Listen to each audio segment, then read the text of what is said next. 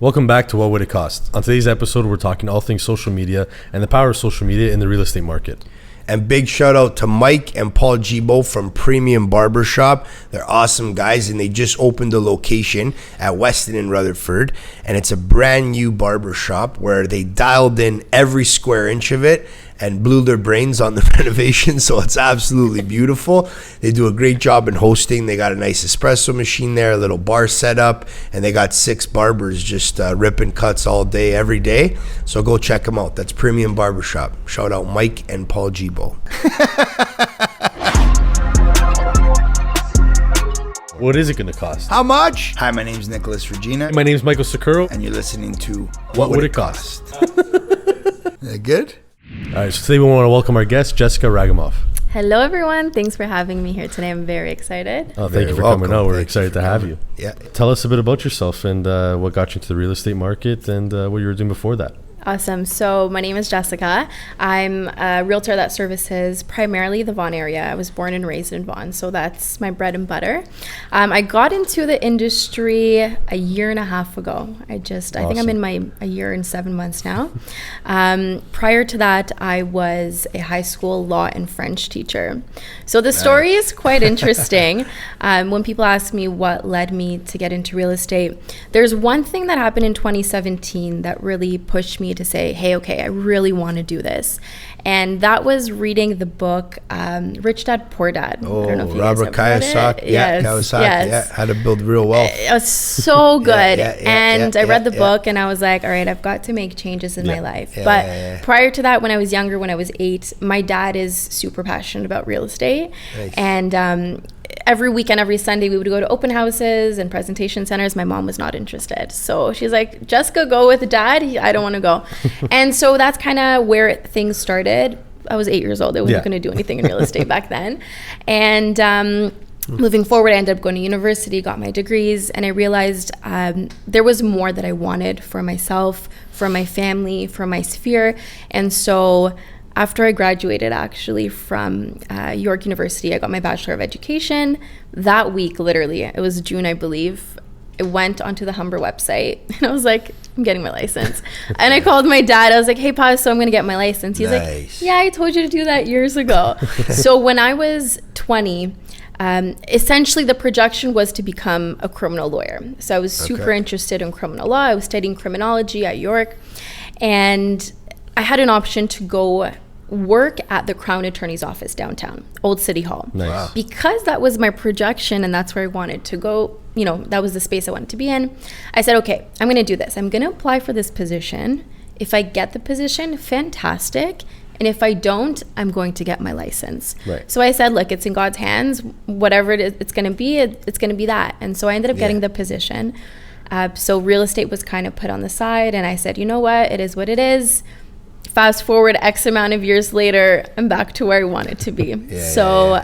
It's been an interesting journey, but I'm really, really happy and thankful to be in this space. Yeah. That's awesome. That's very cool. Very cool. And we see you have a podcast of your own, which has been amazing. So tell us a bit about your podcast. Yeah, so a friend of mine, Bianca, and I, we decided to start a podcast. We both love speaking to people and also getting people to think about things in a different way, from a different lens. And so we're like, let's just do a podcast. Yeah.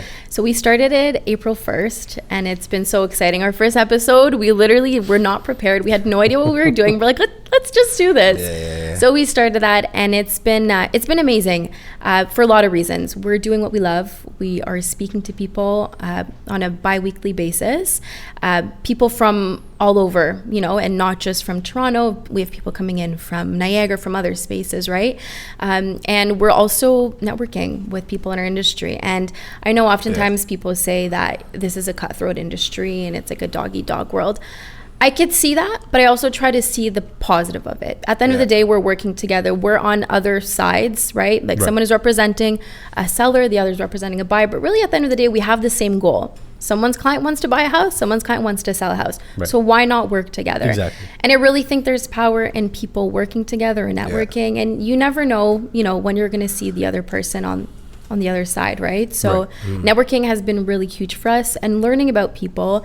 Like I said, I've only been a year and a half in the industry. I have a lot to learn, and I'm around people who have been in the industry for a long time. And I'm okay to be the, I don't know, stupidest person in the room, I would say. Like, I don't know everything. Right. I'm aware of that, and I'm okay to be around people and to learn from them. So for me, it's been really big. Awesome. No, that's awesome. I think that's the best way to go about it for sure. Is you're open-minded and you want to hear what their opinions are. And same like us being still new into the industry. We're on our third year, but you're still, nice. I had no idea. You're still new into the industry, so you're all ears. Keep your mouth shut, all ears, and then learn from other people's either mistakes or success to propel yourself fast. That's for sure. For sure. Yeah. Yeah, and to go to that point, I get excited when I walk into those rooms too, where I'm like, oh yeah, I don't know half of what all these guys forgot. Perfect, I'm in the right place. So that's how you elevate, right? The greatest in the world to do it. I've all said that, right? Just you're a product of who you surround yourself with, right? So those individuals that are very inspiring and hardworking and just good people all around, but care for what they do in regards to their profession, put that time, love, and care into it. Absolutely. It's a must that you do that. So good on you. Thank you. Thanks, I appreciate that. And in light of the show, so as you know, we do our podcast. It's in-house, so we have our own production brought to you by Joseph Tito and David Vielle. But lovely studio. Yes, thank you.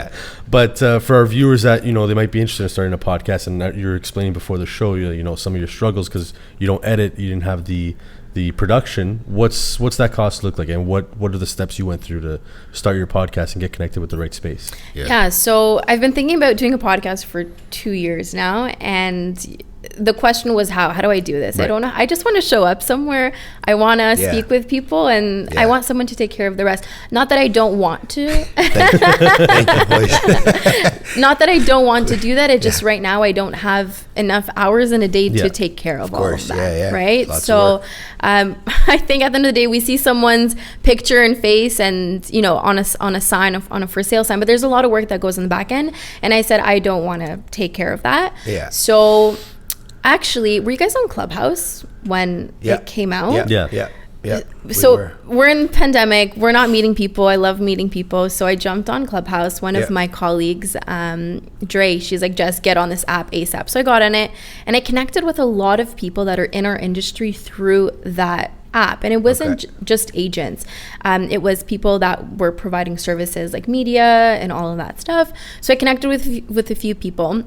And for a few months I was sitting on it. I was like, should I not? Should I not? And the biggest hesitation was, I'm going to sound so stupid. And what if I say the wrong thing when I'm being recorded, right? Because we're used to, we can record, we don't like it, don't post it, right? Here, you're paying someone for a service. You've got to present yourself. You have to know what you're talking about. And, being newer in the industry, I was like, who am I to go in create content, right? But then I realized, I said, I think I'm doing a disservice by not putting this information out there, right? I can do it in front of a classroom, which is what I was doing before. Why can't I have a camera in front of me? So I reached out to Gray Media, and that we connected initially through Clubhouse. And I said, look, this is my plan. This is how I want my content to look like. I'm an educator, so I like to educate. I'm not the funniest person, but I can educate, and I can break information down in a very simple way. And this is the take that I want to take for this, And so he explained to me it was like a 5-hour shoot, and I prepped all my content prior to. So I knew the information that I wanted to present, and me being like having a teacher background, I was like, okay, I know how to do this. I know how to prep this. So I essentially created 3 different categories that I wanted to talk about. One of them being pre-construction, so things to know for pre-construction. The other was first-time home buyer tips, because the people I'm working with and my sphere right now are the first-time home buyers. And the other one was books that I think people should be reading. I love reading, and I think there's so much power in reading. There's a lot of wealth in that. So those are the 3 topics, and I created subtopics within those topics. So we had a 5-hour shoot. The first video was terrible. It was so bad. We had to retake it because I was so nervous. And once I got into the swing of things, I got much better. A hint for people that are uncomfortable with shooting content is I didn't shoot everything all in one shot. So I would say a line and I would pause, and then I would say the next line. And when they edited the videos, they were cut every 3 to 5 seconds. Now, there were two reasons why I asked to do that. One, it was my first time shooting. I didn't know if I would make a billion mistakes, and to like record it so many times, I think would have been frustrating. Right. So it was that, to be able to avoid that. And two, I have a very, very low attention span. So if I'm watching a video and there's no cuts or there's nothing that's happening that's going to trigger me to pay attention, I won't watch the video. So I said, if that's me when I'm watching videos, there's probably a bunch of other people that are doing the same. Right. So let's clip them every 3 seconds. So if you go back to my reels when I first started them in September, you'll see every few seconds they're clipped. There's something happening. The editing team must have had a great time with you, eh? These guys would kill us. So I agree. And I'm not the easiest when it comes to that, but I had a vision and I know how I wanted it to be done. So, and they executed very well, got a lot of traction with those videos. Nice. And I checked my insights, like so many sends, so many saves. Really? And I got a lot of people following me through there. Okay. Started putting them on TikTok. People started following me through there. And I had so many people messaging me on DM being like, hey, I saw your video. Can I ask you a question?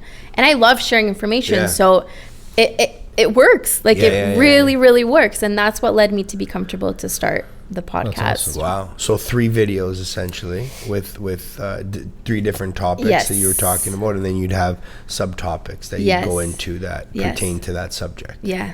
Wow, interesting. Very cool. Yeah, that's what worked for me. I know I see other agents doing comedy and stuff, which I love. I think we all love to laugh. Yeah, of course. Which is why those pages where you see people that are comedians, there's so many followers. And there's a reason we all love to laugh at the end of the day. That's not my forte. So I'll do the educating and maybe throw in, the humor here and there. That's what worked for me when I first started. Very cool. That's awesome. Yeah. So looking back at the podcast now, so going through the production, the editing, what's that sort of budget look like? Is it per episode, or are you paying for a block at a time? Run us through that. Yeah. So we actually, Bianca and I didn't know what any of this was. We're like, is it a pay as you go type of thing? We didn't know. So we reached out to Neighborhood Creative, which is where we are shooting our podcast right now. Such a lovely space. And the team is fantastic, like really fantastic. They're always in touch with us and things get done really quickly and they're so easygoing. And it's been really a pleasure working with them so far. So we actually signed a contract for 3 months. Okay. And initially I was like, because Bianca and I didn't know where we would be going with this. We really didn't have a plan. We just knew we wanted to do it. And sometimes you just have to take action and be like, we'll figure it out as we go along. So we did it for 3 months. I called Anthony and Ernesto. I was like, hey guys, we want to do this for like a year now. So we right now, and this is just what we asked for because we didn't know where we would be going with this. We shoot on a bi-weekly basis. Okay. And so it ends up being 2 episodes per month. So right now what we have going with them is the 6 episodes. The first one, we didn't have a guest. We just kind of introduced ourselves, and now we have guests. Nice. And we have the space booked for a couple of hours. Okay, nice. And then, they kind of gave it to us. They said, you guys want to record someone for an hour? Sure, that's up to you. Now we're kind of thinking to follow what you guys are doing, like shorter clips, which I think is much better. You can get more detailed information in a shorter period of time. And then that's essentially it. And then the team, they have proposals, right, depending on what you're looking for. Like, we didn't ask for someone to post our YouTube videos or post anything on Spotify, but this was the conversation that we had. I said, hey, there's a lot of work that we can't do. Now we're thinking of adding this to our next package, right? And they take care of creating reels for us as well, which is fantastic. That's awesome. And that's prepped for us. They take photos of us. So it's not just to come in, shoot, and you have 1 episode go on YouTube. There's a lot of other things that are part of that package, which is fantastic because we are on different platforms. And when one of the initiatives that Mr. Tito wanted to have come from our podcast was the repurposing of the content throughout the podcast itself. So he'll take snippets of what's being said and on some important topics and repurpose that for our socials. So that's big in itself. So for the 3-month package, you're saying you're posting bi-weekly with that. So what's that look like for a month to month, like a range for that? Yeah, so we are shooting twice a month, so every Friday, and just with the package that we have, it's a few thousand a month. Yeah. So you could look anywhere from 3 to like 5,000. It really just depends on what it is that you're asking for. Yeah. We did very, very bottom line. We just want the editing to be done for us, and then the reels and the audio files as well. Right. So the beautiful thing is depending on what you need to be done, the package is there and they're able to cater to, which is really nice. It's not just like a one size fits all here, here's a package, it's custom right? to what you need. It's custom to what you need and what you're looking for. That's awesome. Yeah. And I've had some people, even when I was shooting the reels, people were saying like, you're insane for paying this much money. For a 5-day shoot, I believe, because I've done a few actually, and for my 5-hour shoots that I did, I think I paid about like $1,600, and people like, that's insane. And I said, absolutely not, because I actually got a number of deals from the reels that I posted, and I'm repurposing those reels as well. And same thing is going to happen, I would assume, with the podcast, right? So I really view it as a huge investment. And I know a lot of older agents who don't use social media don't see the power in this, but I really do. You're touching so many people on, you know, different streams, and I think it's amazing. Yeah, no, I totally agree with you, because you look at it like the old school way, you go knock on a door and, you know, you're flyering and all that, but here you could do one post in an hour. If it goes viral, you hit 10,000 people, whereas what's going to take you maybe 3-4 days walking around to hit 10,000 doors. Yeah. And it's not to say that those methods don't work. They do. It just depends on it's just the efficiency of it as well. The majority of the Fortune 500 companies right now are allocating the majority of their money to social media. And the reason being is the average screen time lays within 4 to 6 hours, right? Mine's so if 7. you're going to do, if you're going to do, well, you're active, right? You're active, so it makes sense. But if you're going to do print and distribution, if you're going to do guerrilla marketing campaigns, if you're going to do national television, if you're going to do FM, AM radio, it's just simple math. They're not getting the audience that the social media platforms are. So with that being said, taking on a podcast and then being able to repurpose that content and have it all interconnected, you're targeting what people are looking at on a daily basis. You're not targeting something that they're not doing anymore. Like, who's turning on the FM radio if you could rip Apple Music or Spotify and listen to what you want, exactly when you want, right? Rewind it, do whatever you'd like, and have no advertisements or commercials, basically, right? Same with national television, you know, like why are you gonna watch that episode if there's Netflix or if there's, you know, YouTube, and you can get what you could watch exactly what you want when you want to, right? So these methods that you know, the silent generation, the baby boomers, they've done well with them, but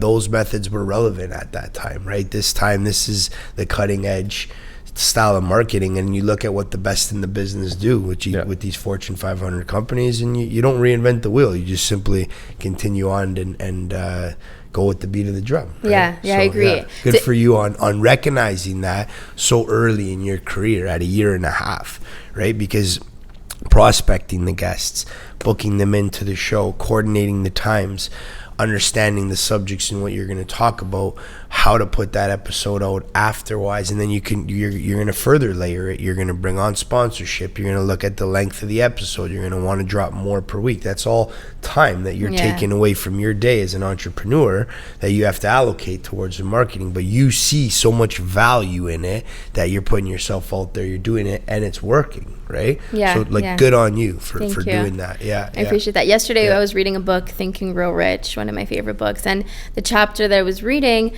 was talking about how essentially people will take the radio and this book was written years ago, and they were essentially predicting what was going to happen. Radio has been around for so long, but the people that are forward thinkers and who have ideas When's the last time you heard that? Turn on the radio. Are going to take the radio and then make something of it, which is essentially what's happening right now. Podcasts are essentially the same thing. It's just now it's pretty much your radio talk shows in the morning. You know, you turn on, it's like 9 a.m. They talk about the news and what's going on, and it's like a podcast.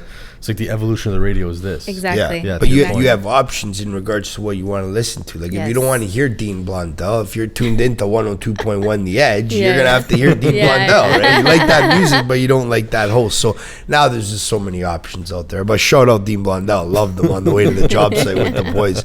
We always ripped it, right? So, but yeah, and then it's not for everyone. So, but you like that kind of music. But now there's just so many options, right? So to go to your point, but that's the beautiful thing is there are so many options. And if at one point you're driving, you're in the mood to listen to mortgage brokers. Like that's what I was doing yesterday because of the increase that was released yesterday. I just turned on a podcast that related to that, and then on my way home I was listening to something else, right? So let everybody know where they could check out your podcast. So you can find it on YouTube. It's called the Find Your Place podcast. We have not put it on Spotify or any other platforms because I haven't had the time to do so yet. She's going to pay more to get it done. And I'm happy to do that. I'm honestly so happy to do that. But it's on YouTube right now. I like that people can see our guests right now, and then we'll just transfer it over to Spotify when we get a chance to do so. And where can everybody find your personal page? So my personal page, you can find me on Instagram. The handle is jess.sold, JESS.SOLD. And YouTube, I also have a personal page as well. It's first name, last name, Jessica Ragamov. That's it. Awesome. And shout out the boys at Neighborhood and the staff as well for doing such an awesome job with creating a platform and allowing entrepreneurs like yourself to plug into and expose what they're good at and what they want to talk about, right? Yeah, for sure. I highly recommend for anyone who's interested in following that kind of route, highly recommend reaching out to Neighborhood Creative. Amazing space, amazing team, and you will not regret working with them. Shout out Premium Barbershop, Mike and Paul Gibo. They do an awesome job hosting all their guests, and they have 6 barbers working in there, cutting all day long. They got amazing talent. They got a good espresso with a little bar set up, and every square inch of the place is absolutely dialed in. And it's brand new, Premium Barbershop at Weston and Rutherford. Go check them out, and we appreciate the sponsorship. Thanks again for tuning into this week's episode. Be sure to like, follow, and share, and hit that subscribe button below. We'll see you next week. Next on What Would It Cost? And at such a young age, what had it be that you put your first chunk of change that you had saved up into the real estate market, which is a very smart move, by the way. Thank you. Yeah, what had it? You didn't want to buy Bitcoin or anything? Yeah. No Bitcoin. To me, if it's not like tangible and I can't go and touch it, I don't want it. So real estate for me is like the only place that I will invest, to be honest with you. Because again, you can do so many different things with it, right? If you're not going to live in it, you can rent it, you can flip it. There's so many options, right? Hold on to it or sell it. At the end of the day, people are going to follow you for you. It doesn't matter what you're doing. If they love you and you're doing a great job at it, they're going to follow you. Great point.